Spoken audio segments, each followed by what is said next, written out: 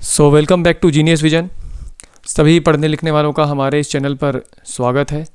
और अगर कोई ऐसे हैं जो पढ़ने लिखने वाले नहीं हैं, वो भी हमारे इस चैनल को देख रहे हैं, हमारे इस वीडियो को देख रहे हैं, तो उनका भी स्वागत है। तो जैसा कि मैं आपको पहले जानकारी दे दूं कि हम आज जीएस के एक बहुत ही महत्वपूर्ण टॉपिक इंडियन कॉन्स्टिट्यूशन, भारतीय संविधान पर एक सीरीज़ शुरू कर रहे हैं और इस पर ये पहला वीडियो है। पहले भी भारतीय संविधान पर हमने कुछ वीडियो बनाए थे, लेकिन कुछ कारणों की वजह से उनको कंटिन्यू नहीं कर पाए। लेकिन आज हम एकदम बेसिक से हम लोगों ने इस पर काम किया है और एकदम बेसिक से पहला वीडियो इंडियन कॉन्स्टिट्यूशन का हमारा ये है और छोटा रहेगा क्योंकि पहला है। और फिर धीरे धीरे इसी करके इन वीडियो की सीरीज़ में हम और वीडियोस को आगे बढ़ाते जाएंगे, डालते जाएंगे और हम इंडियन कॉन्स्टिट्यूशन के सिलेबस को फिर धीरे धीरे कवर करेंगे। और धीरे धीरे हम जीएस के अन्य टॉपिक और जैसे हिस्ट्री है, ज्योग्राफी है और भी बहुत सारे जो टॉपिक्स हैं हम उनको भी धीरे धीरे कवर करेंगे। और प्रीवियस ईयर क्वेश्चंस को भी कभी देखेंगे, उनको भी कवर करेंगे। तो बिना किसी लाग लपेट के शुरू करते हैं। तो जैसा कि आज मैं बता रहा हूँ आपको कि इंडियन कॉन्स्टिट्यूशन के बारे में हम आज ये वीडियो लेकर आए हैं और ये पहला वीडियो है इंडियन कॉन्स्टिट्यूशन। इंडियन कॉन्स्टिट्यूशन पे हमारा ये जो वीडियो है, कॉन्स्टिट्यूशन को समझने के पहले कहीं ना कहीं हमें ये देखना होगा कि हमें ये देखना होगा कि किस तरह से हमारे देश में किस तरह से हमारे पास कॉन्स्टिट्यूशन की एक नींव पड़ी, उसका फ्रेमवर्क कैसे तैयार हुआ। इंडियन कॉन्स्टिट्यूशन को समझने के लिए पहले हमें जाना पड़ेगा उसके जो बेसिक जो फ्रेमवर्क हमारे यहाँ तैयार हुआ धीरे धीरे। पहले तो राजे महाराजाओं का दौर हुआ करता था और उन्हीं का ही सब चलता था। राजा होता था, राजा की मंत्रिपरिषद होती थी, फैसले उन्हीं के द्वारा होते थे। लेकिन एक कोई सेट ऑफ इंस्ट्रक्शंस नहीं थे कि लोग किस तरह से काम करेंगे, लोग कैसे रहेंगे, सरकार कैसे रहेगी, जुडिशरी कैसे रहेगी, एडमिनिस्ट्रेशन कैसे चलेगा। सबकी पावर्स को एक तरीके से एग्जीक्यूट करना और उनको लिमिटेशन में लाना कि कौन किस तरह से काम करेगा, उसकी क्या लिमिट रहेगी। इन सारी चीज़ों को अगर हम देखें तो कहीं ना कहीं वो तय करता है कॉन्स्टिट्यूशन। और कॉन्स्टिट्यूशन अगर तय करता है तो कॉन्स्टिट्यूशन के लिए हमें उसका फ्रेमवर्क ध्यान देना जरूरी है कि फ्रेमवर्क कहाँ से पड़ा। क्योंकि पहले तो मैंने जैसा बताया कि राजे महाराजाओं का दौर हुआ करता था और राजे महाराजाओं को दौर हुआ करता था, वही जो है डिसाइड करते थे सब कुछ। होती थी मंत्रिपरिषद, लेकिन किस तरह से फिर हमारे यहाँ किस तरह से यूरोपियन आए, किस तरह से हमारे पास जो है क्या नाम है ये ईस्ट इंडिया कंपनी आई, फिर किस तरह से हमारे पास एक बेसिक फ्रेमवर्क तैयार होता चला गया। इसलिए हमें थोड़ा सा हिस्टोरिकल बैकग्राउंड के बारे में जाकर ज़रूर थोड़ा पढ़ना होगा। और हिस्टोरिकल बैकग्राउंड पढ़ने के लिए पूरी हिस्ट्री में तो नहीं जाएंगे, जब हिस्ट्री पढ़ेंगे तो उसके बारे में हिस्ट्री पढ़ेंगे। लेकिन अभी कहीं ना कहीं हम लोग जो है एक थोड़ा सा फ्रेमवर्क जिसके बारे में हमें ये जानना होगा, जिससे हमको एक ये ओवरव्यू मिल सके कि किस तरह से हमारे क्या इंडियन कॉन्स्टिट्यूशन के लिए एक नींव पड़ी, कैसे सेट ऑफ इंस्ट्रक्शन डॉक्यूमेंट्स तैयार होना शुरू हुए, जो अपने आप में एक ऐसा डॉक्यूमेंट होता है जो लोगों को ये बताता है कि क्या करना है, कैसे करना है, कहाँ करना, कब करना और कैसे किस तरह से हमारे पास एक जो पूरा एक कानून का एक जो शासन चलेगा वो किस तरह से चलेगा। तो इंडियन कॉन्स्टिट्यूशन के लिए हम पूरी हिस्ट्री में अगर चलें तो जैसा कि हमको पता है, सभी को मालूम है कि ईस्ट इंडिया कंपनी को चार्टर मिला था 1600 में, 1600 ईस्वी में, सन 1600 में हमारे पास जो है ईस्ट इंडिया कंपनी को चार्टर मिलता है कि वो भारत के साथ व्यापार करे, एकाधिकार उसको मिल जाता है। अब लेकिन 1600 में ये आ ही नहीं गए थे, इनको आने में समय लगा। वो चार्टर वहाँ से मिला था वो ठीक है, लेकिन इनको यहाँ आने में और यहाँ पे इस्टेब्लिशमेंट होने में फिर भी उसके बाद कई साल का समय लग गया। वो जब उस पर चर्चा करेंगे तो फिर कभी हिस्ट्री में जब जाएंगे तो उस पर पढ़ेंगे। लेकिन इस पूरे दौरान जब ये यहाँ पर आ गए और यहाँ पर क्या करते रहे, व्यापार करते रहे, व्यापार ये करते रहे। तो व्यापार करने के बाद फिर व्यापार करते करते मैं आपको सीधे जिस माइलस्टोन पर लाना चाहता हूँ वो लाना चाहता हूँ यहाँ पर हम आपको प्लासी के युद्ध पर मैं आपको लेकर आना चाहता हूँ। प्लासी का युद्ध ये पहला माइलस्टोन है जो हम ओवरव्यू के जो इस हाईवे पर चलने वाले हैं उसको पढ़ेंगे। प्लासी का युद्ध जो हमारे पास आ रहा है, तो प्लासी का युद्ध भाई जब युद्ध होगा कब हुआ था सबसे पहले ये देख लें, 23 जून, इसको नोट कर लें, ये बहुत इंपॉर्टेंट है। 23 जून 1757 में हमारे पास प्लासी का युद्ध होता है। अब जब युद्ध होता है तो भी जाहिर सी बात है कि दो पार्टी होंगी तभी युद्ध होगा। ऐसा तो होगा नहीं कि जो है एक ही पार्टी के बीच में युद्ध होता रहेगा। दो पार्टी थी, तो जो पार्टी दो थी हमारे पास, उसमें आप एक बात समझ लीजिए कि ये पार्टी जो थी हमारे पास, एक तो हमारे पास ब्रिटिश ईस्ट इंडिया कंपनी थी, EIC लिख दें या फिर हम BEIC लिख दें, ब्रिटिश ईस्ट इंडिया कंपनी, ठीक है। और दूसरी तरफ हमारे पास थी बंगाल की सेना, बंगाल के नवाब की सेना। इसमें जो थे वो के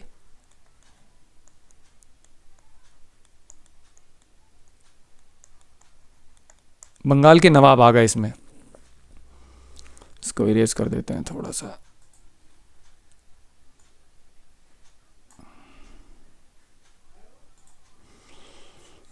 इसमें आपके पास आ गए थे बंगाल के नवाब।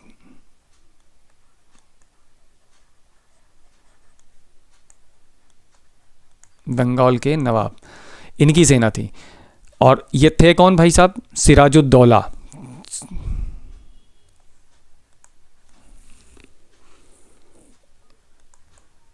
सिराजुद्दौला महानुभाव जो थे ये इधर से थे, इनकी सेना थी। अब दोनों के बीच, और BIC की तरफ से, सॉरी ईस्ट इंडिया कंपनी की तरफ से, ईस्ट इंडिया कंपनी की तरफ से हमारे पास जो थे वो नेतृत्व कर रहे थे, जो इनके कमांडर थे वो थे रॉबर्ट क्लाइव। कौन थे? Robert Clive. परिणाम क्या निकला भाई? जब युद्ध होगा तो जाहिर सी बात है परिणाम भी निकलेगा। तो रिजल्ट हमारे पास ये निकल कर आया, कि कंपनी की जीत हुई। किसकी जीत हो गई? EIC, ईस्ट इंडिया कंपनी की यहाँ पर विजय हो जाती है। जब ईस्ट इंडिया कंपनी की विजय हो जाती है तो फिर भाई जाहिर सी बात है कि ईस्ट इंडिया कंपनी का तो बल्ले बल्ले हो गई इसके बाद। तो ईस्ट इंडिया कंपनी की विजय तो हो गई यहाँ से, और ईस्ट इंडिया कंपनी की विजय एक तरीके से इसको अगर देखा जाए तो इसे कंपनी की जीत ना मानिए ये, क्योंकि ये युद्ध से कम ये षड्यंत्र ज़्यादा था। क्योंकि क्लाइव ने क्या किया था? क्लाइव ने बड़ी ही चालाकी से, डिप्लोमेटिकली, इसने क्या किया कि जो सिराजुद्दौला के सिराजुद्दौला हमारे पास ये जो रहे हैं, सिराजुद्दौला के जो सेना नायक था, इसका नाम था मीर जाफ़र। तो ये मीर जाफ़र साहब को इन्होंने अपनी तरफ मिला लिया, और भी जो उस समय जो वहाँ के जो रिच लोग थे उनको मिला लिया, कुछ दरबारियों को अपने साथ मिला लिया। तो हुआ क्या कि सिराजुद्दौला की सेना संख्या में तो जाहिर सी बात है कि ये ज़्यादा थी। सिराजुद्दौला की सेना जो थी वो जाहिर सी बात है कि संख्या में तो ज़्यादा थी, लेकिन ये डिप्लोमेटिकली हार गए। रॉबर्ट क्लाइव ने इनको डिप्लोमेटिकली, इनके जो और भी जो मजबूत लोग थे उन सबको अपने साथ जो है वो मिला लिया। मीर जाफ़र और उनके मीर जाफ़र और सिराजुद्दौला के जो दरबारी थे और जो भी उस समय के जो रिच लोग थे, उनके तुरंत बाद क्या हुआ कि मीर जाफ़र के जो पुत्र थे, मीर जाफ़र का पुत्र कौन था? मीरन। मीर जाफ़र का पुत्र था मीरन। मीरन ने क्या किया? सिराजुद्दौला की हत्या कर दी। किसकी हत्या कर दी? सिराजुद्दौला की हत्या। सिराई लिया था। तो अंग्रेज़ों ने एक तरीके से यहाँ पर भारत में अपने पैर जमाना शुरू कर दिया। ये वही शुरुआत, यहाँ एक तरीके से कहा जाए भारत के लिए एक बहुत ही दुर्भाग्यपूर्ण युद्ध था ये। और इसमें क्या हुआ कि फिर EIC ने एक तरीके से, अंग्रेज़ों ने कहा कि भारत में अपने पैर जमा लिए।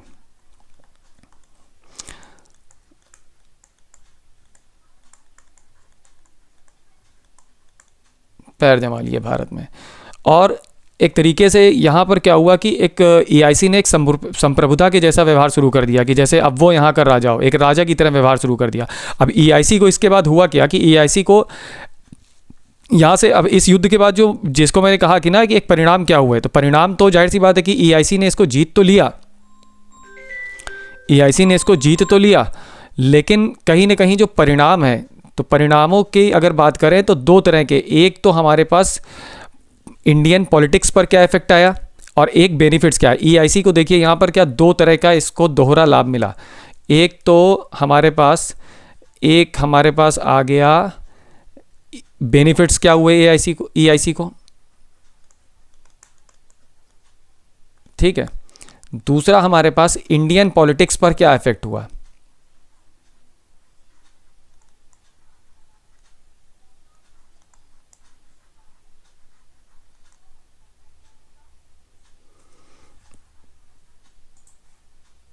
इंडियन पॉलिटिक्स पर क्या इफेक्ट हुआ।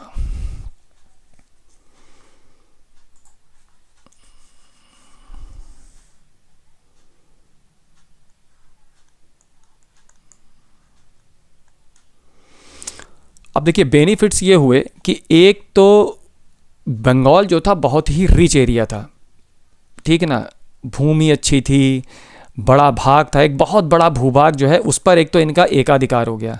बंगाल पर इनका क्या हो गया, अधिकार हो गया, बंगाल पर इनका एकाधिकार हो गया,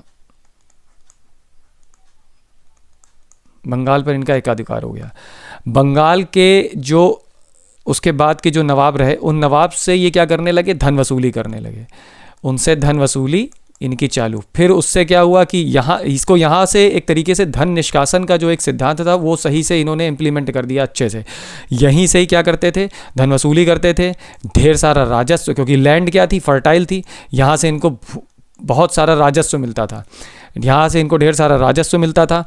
राजस्व मिलने के बाद क्या होता था कि वो उस धन को निष्कासित करके ले जाते थे इंग्लैंड, और इंग्लैंड में उसको निवेश करते थे, और फिर इंग्लैंड से फिर लाके वो यहाँ पर जो है इंडिया में उसको फिर से सेल कर देते। तो एक तरीके से वो क्या करते थे कि जो कहा जाता है ना कि सोने की चिड़िया थी, तो सोने की चिड़िया को खाली करने का जो धन निष्कासन का सिद्धांत था वो यहाँ पर इन्होंने अप्लाई करना शुरू कर दिया। अब इंडियन पॉलिटिक्स पे क्या हुआ, इंडियन पॉलिटिक्स पे इसके बाद एक बार ये, और ये भी बात समझ लीजिए कि जो धन वसूली इन्होंने की, जो राजस्व यहाँ से जो धन निष्कासन किया, उसी से ही इंग्लैंड में औद्योगिक क्रांति का भी वो जनक माना गया एक तरीके से। वहाँ पर औद्योगिक क्रांति भी हुई क्योंकि पैसा यहाँ से ढेर सारा निकाल कर ले गए। अब उसके बाद क्या हुआ, इंडियन पॉलिटिक्स पर क्या हुआ कि यहाँ पर क्या हुआ कि पॉलिटिक्स एक तरीके से इंडियन पॉलिटिक्स पर ईआईसी का इफेक्ट आने लगा। ईआईसी का इंडियन पॉलिटिक्स पर एक तरीके से इफेक्ट चालू हो गया। ठीक है, मुगल साम्राज्य जो था वो धीरे धीरे क्या हो गया कि टाइ टाइ फिस हो गया। मुगल साम्राज्य जो था वो धीरे धीरे यहाँ पर होने लगा टाइ टाइ फिस, मुगल साम्राज्य गया। ठीक है, मुगल साम्राज्य ये डाउन हो गया यहाँ से, ठीक है ना। और भारतीय शासकों, क्योंकि युद्ध जो हुआ तो इसमें क्या हुआ कि भारतीय शासकों के बीच में जो उनकी फूट थी, भारतीय जो शासक थे,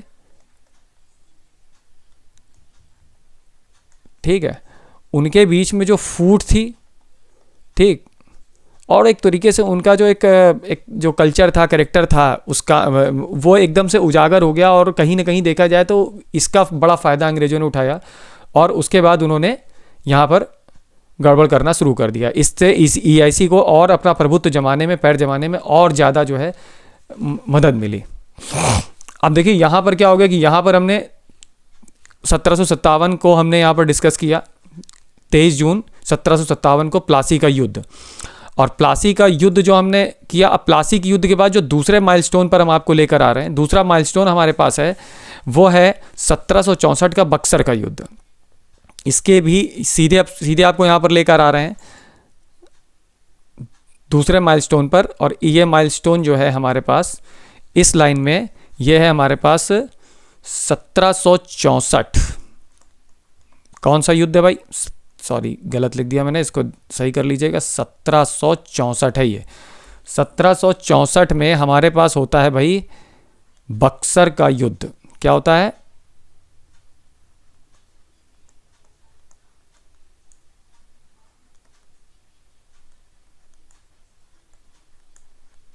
बक्सर का युद्ध। कहाँ है भाई ये जगह, ये जगह है बिहार में, ध्यान रखिएगा, बहुत पूछा जाता है, बिहार में ये जगह है। और फिर से वही बात कि भाई युद्ध होगा तो दो पार्टीज़ के बीच में होगा, दो पार्टीज़ और कौन सी हो सकती हैं, तो एक पार्टी तो क्लियर है भाई हम लोगों को, अभी तक तो आइडिया लग ही गया होगा, ईआईसी। एक पार्टी तो हमारे पास ईआईसी ही है, ठीक है। और दूसरी पार्टी, इसको थोड़ा छोटा कर लेते हैं, एक पार्टी तो हमारे पास ईआईसी ही है, थोड़ा लिखने के लिए जगह बच जाएगी।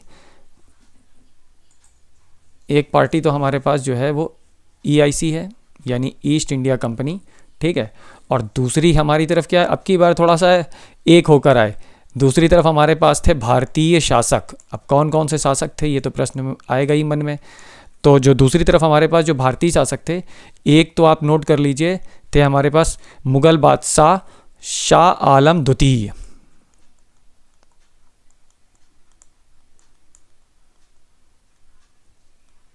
शाह आलम सेकंड लिख लो ऐसे करके, द्वितीय, ठीक है। दूसरे हमारे पास महोदय थे नवाब मीर कासिम,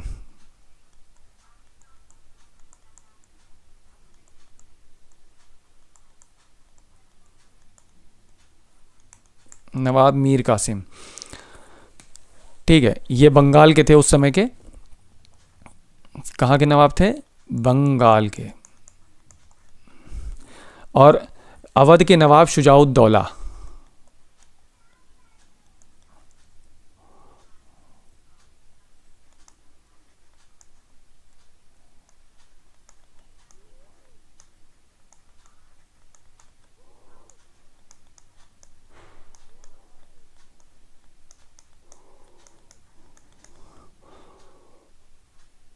सुजाउद्दौला, अवध के नवाब सुजाउद्दौला। फिर जाहिर सी बात है कि भैया जब होगा दो लोगों के बीच में युद्ध, तो फिर जाहिर सी बात है कि परिणाम तो आएगा ही, ब्रिटिश की सेना। अब ब्रिटिश की सेना की तरफ से हमारे पास कौन कमांडर था? बिल्कुल ध्यान रखिए, बहुत पूछा जाता है, हेक्टर मुनरो। इनको कमांड कर रहे थे हेक्टर मुनरो। ठीक है, अब इनके बीच में जब होगा युद्ध तो रिजल्ट तो कुछ ना कुछ निकलना ही था। ठीक है, रिजल्ट क्या निकला? रिजल्ट ये निकला कि भाई ब्रिटिश विजय हो गई। कौन जीत गया? ठीक है, EIC फिर से एक बार जीत गई। अब जीतने के बाद क्या हुआ कि भाई जब जीत तो गई, फिर उसके बाद इन्होंने क्या किया कि 1765 में इलाहाबाद में संधि हुई। बहुत पूछा जाता है ये, 1765 में इलाहाबाद संधि हुई।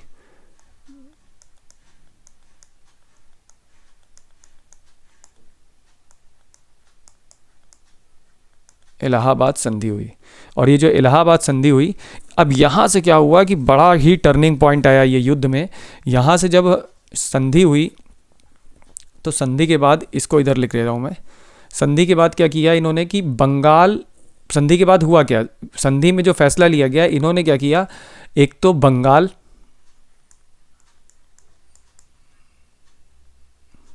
ठीक है, बिहार,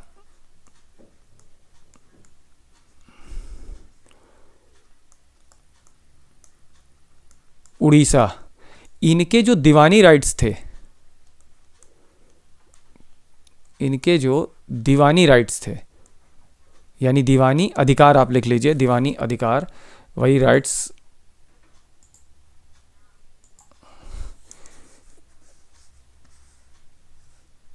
जो दीवानी अधिकार थे,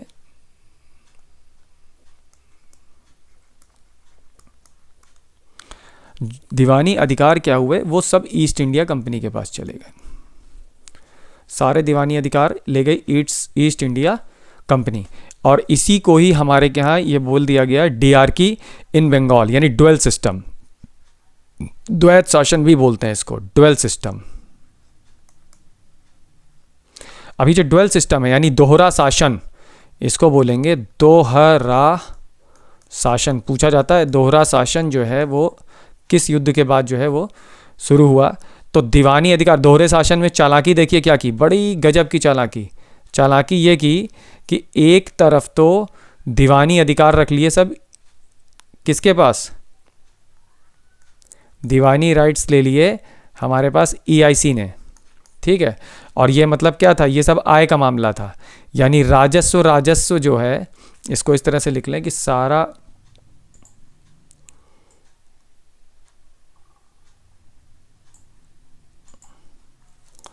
जो आय वाला जो मामला था, आय, ठीक है ना, वो सब तो उड़ा दिया किसने, जैसे भू राजस्व है, रेवेन्यू है, ये सब ले गई EIC। ठीक है ना। और दूसरी तरफ हमारे पास जो एडमिनिस्ट्रेशन का काम था, यानी खर्चा वाला काम, ठीक है ना, जैसे एडमिनिस्ट्रेशन है, ठीक है,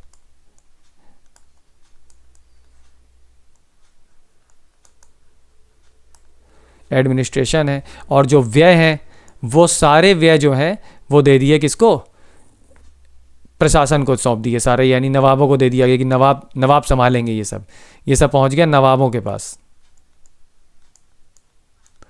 अब नवाब, फिर जाहिर सी बात है कि आय कोई और रख रहा है और खर्चा किसी और के पास है, तो खर्चे वाले के ऊपर ही जो है गाज गिरनी है सारी, क्योंकि आय तो इसके पास है, तो पावर असली इसके पास है ना, पैसा किसके पास है, पैसा है इसके पास, धन सारा ये रख रहे हैं, खर्चा इनको दे दिया कि भाई खर्चा तुम करना अपने हिसाब, बताओ क्या क्या है ये बताएंगे। तो मालिक कौन हो गया, मालिक तो एक तरीके से यही हो गया ना। तो इस तरीके से इनका जो है क्या हुआ, इनका जो है यहाँ पर संप्रभुता जो है वो और तगड़ी हो गई, और ज़्यादा जो है ये द्वैत शासन की एक तरीके से यहाँ से शुरुआत हो गई इलाहाबाद संधि के बाद, जो 1765 में हुई। ध्यान रखिए 1757 प्लासी का युद्ध, 1764 बक्सर का युद्ध, और वहाँ से शुरू होता है हमारे पास द्वैत शासन। इसको जीतने वाले थे EIC, जिनका कमांड कर रहे थे हमारे पास हेक्टर मुनरो।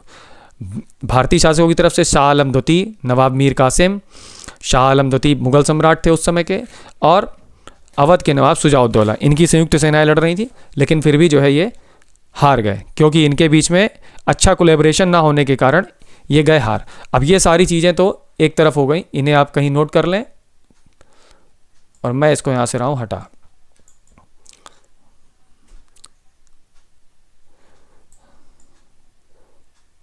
अब हुआ क्या कि देखिए, धीरे धीरे 1764 का युद्ध हो गया, तो ईस्ट इंडिया कंपनी का प्रभुत्व जो है वो धीरे धीरे बढ़ रहा था, और इस पर नज़र बनाए हुए थी वहाँ पर अंग्रेज़ों की जो सरकार यानी ब्रिटिश गवर्नमेंट जो थी, वो कहीं ना कहीं जो है नज़र बनाए हुए थी आखिर चल क्या रहा। तो ईस्ट इंडिया कंपनी धीरे धीरे क्या करने लगी कि अपनी मनमानी करने लगी, ठीक है, अपने तरीके से काम करने लगी। कई जगहों पर लगा, जब इनपुट पहुँचे ब्रिटिश गवर्नमेंट्स के पास, तो फिर ब्रिटिश गवर्नमेंट ने धीरे धीरे जो है कंट्रोलिंग अपनी बढ़ाना शुरू कर दी। तो वहाँ के बाद सबसे पहले हमने कहा ना कि अब यहाँ से अगर ऐतिहासिक पृष्ठभूमि अगर हमें पढ़नी है, तो जो परिचय पढ़ना है उसके संवैधानिक ढांचे को समझने के लिए अगर हम आपकी बात करें, तो यहाँ पर ऐतिहासिक पृष्ठभूमि में एक तो आ गया हमारे पास ईस्ट इंडिया कंपनी का शासन, ठीक है ना, 1773 से 1858 तक, 1857 तक समझिए, क्योंकि 58 के बाद से फिर ये क्राउन का शासन सीधे स्टार्ट हो जाता है। फिर इन्होंने ईस्ट इंडिया कंपनी को यहाँ से विदर्ड कर दिया, ठीक है, और यहाँ से फिर सीधे ब्रिटेन का शासन ही, क्राउन का शासन शुरू हो जाता है इसके बाद से, ठीक है। तो 1773 जब ईस्ट इंडिया कंपनी पर कंट्रोलिंग की बात आने लगी, ठीक है, तो 1773 हमारे पास एक बहुत इंपॉर्टेंट जो एरा है वहाँ पर लेकर आए। तो ईस्ट इंडिया कंपनी के शासन, ऐतिहासिक पृष्ठभूमि जो हमने अभी तक पीछे पढ़ी, वो एक तरीके से एक फ्रेमवर्क तैयार कर रहा था धीरे धीरे, जो हम आगे अब ये देख रहे हैं आके कि यहाँ से शुरू होगा ईस्ट इंडिया कंपनी के शासन पर कंट्रोल करना। तो रेगुलेटिंग एक्ट वो पहला एक्ट होगा जिसे बोलेंगे रेगुलेटिंग एक्ट।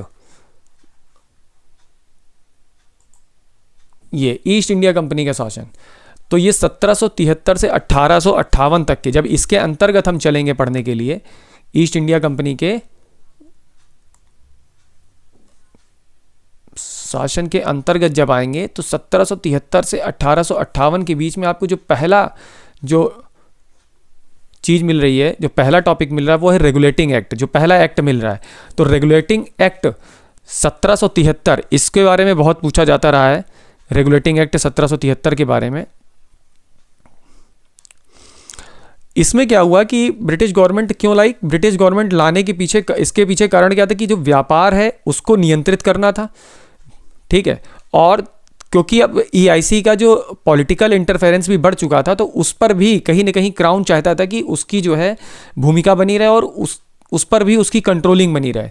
तो ब्रिटिश सरकार ने, ब्रिटिश गवर्नमेंट ने क्या किया कि ईस्ट इंडिया कंपनी के कार्यों पर नियंत्रण के लिए सबसे पहले तो इन्होंने क्या किया कि ये लेकर आए रेगुलेटिंग एक्ट, सबसे पहली चीज़। और इसमें इसके पीछे रीज़न क्या था कि ब्रिटिश सरकार की जो भारत में जो पॉलिटिकल और एडमिनिस्ट्रेशन की जो भूमिका है उसको बढ़ाना चाहते थे इस एक्ट के थ्रू। जाहिर सी बात है इस एक्ट में कुछ खामियां भी थी, वो आगे देखेंगे कि कैसे कैसे उसको दूर करने के लिए फिर से एक्ट आए, बाद में भी एक्ट आते रहे। और इन्होंने जो एक बड़ा बदलाव किया, जो एडमिनिस्ट्रेटिव लेवल पर जो एक बड़ा इन्होंने बदलाव किया, वो ये था कि इन्होंने क्या किया कि बंगाल का जो गवर्नर था, उस गवर्नर को बंगाल का गवर्नर जनरल का पद दे दिया गया। बंगाल का सीधे उसको गवर्नर जनरल का पद दे दिया गया, सौंप दिया गया। और जाहिर सी बात है कि जब उसको एक ये बड़ा पद दिया गया, तो बड़ा पद देने के बाद उसके लिए कुछ एक काउंसिल भी बनाई गई, उस एग्जीक्यूटिव काउंसिल एक बनाई गई।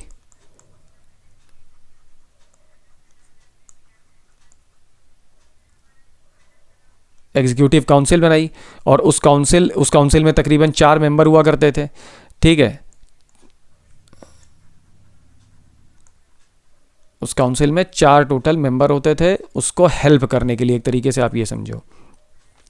और जो एक बड़ी चीज़ हो गई इसमें, एक मज़ा ये एक और जो आ गया, बंगाल के गवर्नर जनरल, बंगाल के गवर्नर को गवर्नर जनरल तो इन्होंने बना दिया, लेकिन गवर्नर जनरल बनाने के साथ साथ इन्होंने मद्रास और बम्बई के गवर्नर को, मद्रास और एक बचे आपके बम्बई। इन दोनों प्रेसिडेंसीज के जो गवर्नर्स थे, ठीक है ना, जो गवर्नर थे वो किसके अंडर में आ गए, किसके अंडर में आ गए, ये आ गए बंगाल के गवर्नर अंडर जी, गवर्नर जनरल,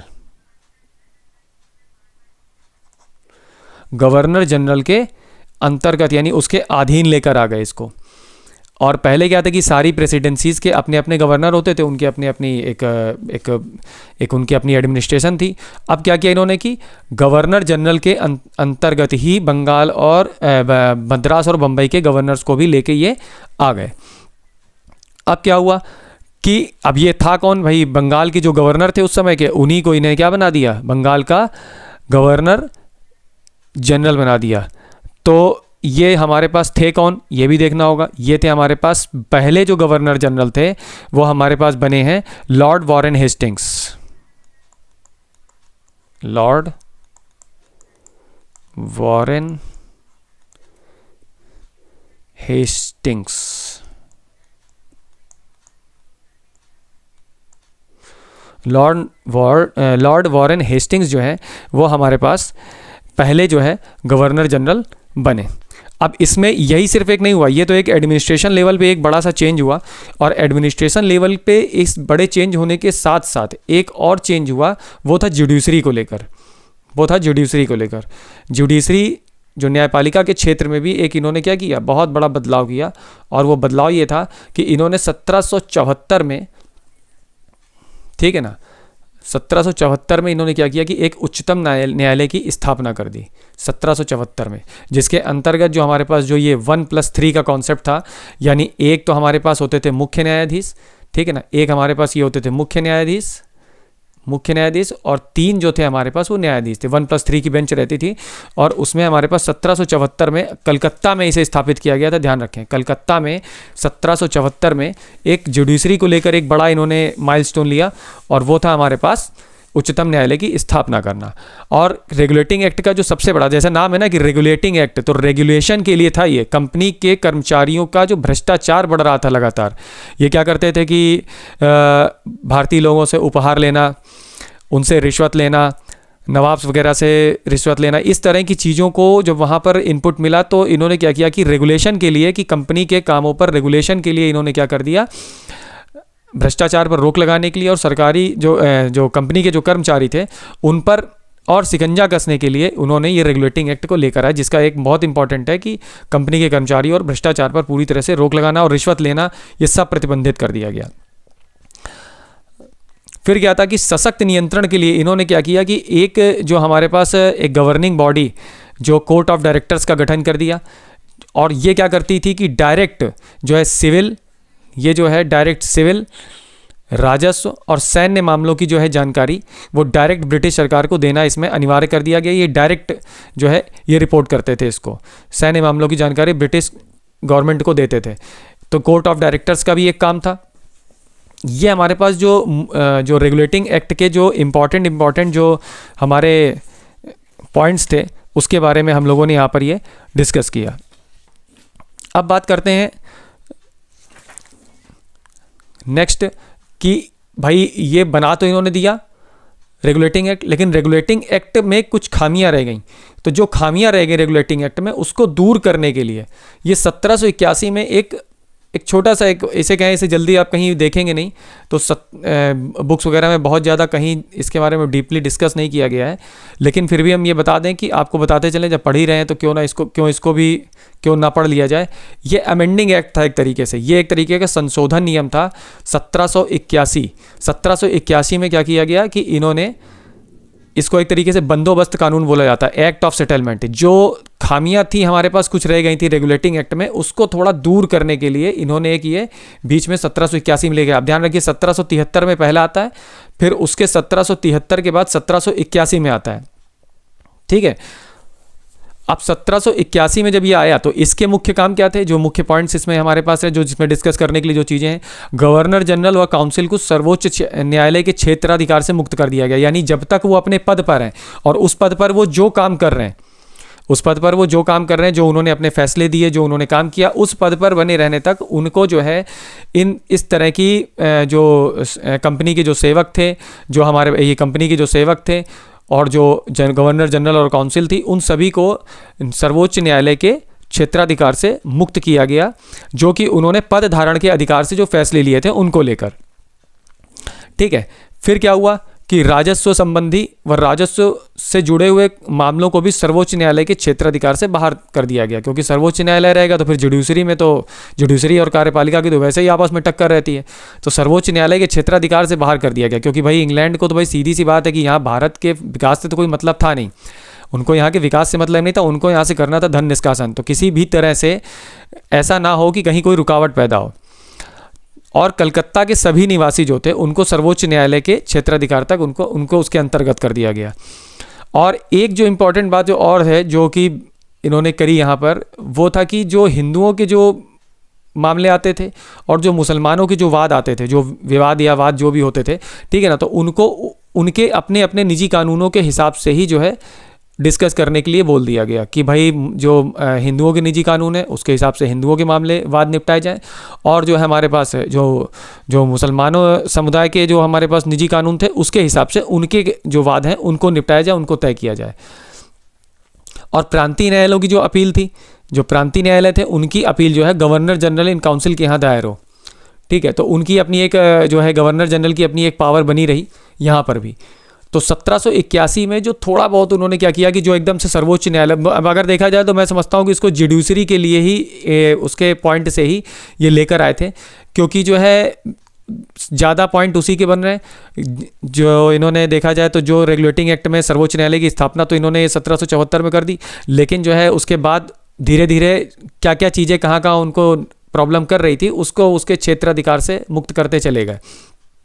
तो ये हमारे पास जो है दो चीज़ें हमने आज पढ़ी। एक तो हमने हिस्टोरिकल फ्रेमवर्क में अगर देखा जाए तो हमने पढ़ा है, सबसे पहले पढ़ा जाके हम लोगों ने 1757, फिर 1764 का हमारे पास 1757 का प्लासी का युद्ध, 1764 का बक्सर का युद्ध, 1765 में, अब टर्निंग पॉइंट देखते चले, 1765 में हमारे पास हो जाती है क्या, इलाहाबाद की संधि।